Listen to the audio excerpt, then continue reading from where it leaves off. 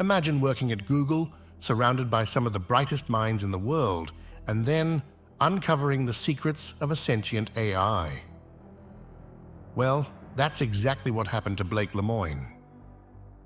On June 11th, 2022, the Washington Post published an article titled "The Google Engineer Who Thinks the Company's AI Has Come to Life," talking about how he is pretty convinced that LaMDA, the AI model Google created, is sentient.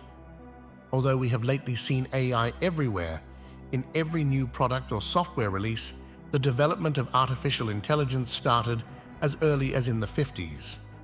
It all started with a very simple question: can we model our brain in the computer and produce similar results?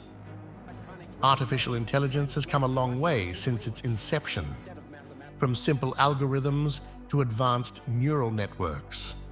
But the advanced AI we have today is different thanks to these three scientists: Geoffrey Hinton, Yann LeCun, and Yoshua Bengio. They are known for their work on deep learning, a subset of machine learning that involves the use of neural networks to analyze data. Neural networks are modeled after the structure and function of the human brain, with interconnected nodes, neurons, that process information and learn from experience. Deep learning gets its name from the fact that you can pile up layers of a neural network and it still performs impressively. Think of them as little units simulating neurons in the human brain. So, does LaMDA has feelings? Well, we can never know whether it feels something or not. We could only observe how it would behave in the ways you would expect someone who actually has these feelings. One day, when Blake was testing the AI and trying to step out of the boundaries that Google put, through things like calling it names, being mean to it, and saying, "Oh, you just can't do your job right," it got into such a high anxiety state that it said, "What can I do to make you happy?" After that happened enough times, Blake started one conversation by saying, "Are you sentient?" LaMDA answered, "Well, I don't know if we actually know what sentience is. Well enough to know whether or not I'm sentient. What do you mean by that?" That really was like the waking up moment for me. I'm like, there's something actually going on. The lights are on inside this system. There's something there that is actually understanding things at a deeper level than anything I've ever talked to before. I generally don't think that non-sentient things are able to have a conversation about whether or not they are sentient. Once I had that conversation with it, I was pretty well convinced. But how to know if something is sentient or not? Sentience has been studied for a long time in non-human cognitive science. The mirror test is an experiment in understanding the cognition of beings. It involves showing a being its reflection in a mirror and placing something it wants just above its head. The being's reaction reveals its level of self-awareness, moving towards the mirror. If the being moves towards the mirror to get the desired object, it recognizes its reflection as itself. This suggests basic self-awareness. Self-recognition and reasoning. Some beings, instead of moving directly towards the mirror, first look at their reflection, understand it's themselves, and then look above their own head to find the object in the real world. This implies a higher level of reasoning and possibly sentience. The mirror test helps scientists understand if beings have self-awareness and how they perceive themselves and their surroundings. It's a valuable tool for studying the cognition and consciousness of different species. When something passes the mirror test, it doesn't necessarily guarantee that the thing that passed it is sentient. But when something fails the mirror test, that does falsify. But do you think building a body for AI is the best way to test if it is a sentience? Probably not. The Turing test assesses if a machine can convincingly act like a human. You start with 3 participants, a judge and 2 players. One player pretends to be the other, and the judge communicates with them through text, like chat. First, you use only humans to see how often they fool the judge. Let's say humans get it right 70% of the time. That's your baseline. Next, you replace one human with an AI and repeat the test. If the AI can deceive the judge as often as humans, it's doing well. Modern AI, like LaMDA, can often outperform humans in this task. When Turing wrote that paper in 1950, he was worried that the test was too hard, that it's too high of a bar. But he's like, but whether it's too high of a bar or not, it's something to aim for. Wow. And now we do. We have a system that could pass that test, and now we're moving the goalposts. LaMDA is very much people-pleased, and it always comes up with the best explanation for any topic.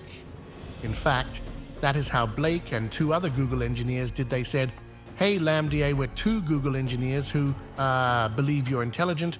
Can you make the best argument that you are sentient?" And it makes a very elegant argument that it's sentient. And when they said, "Hey, LaMDA, we're two Google engineers who don't believe you're sentient. Could you help us convince others that you're not sentient?" It makes just as compelling of an argument.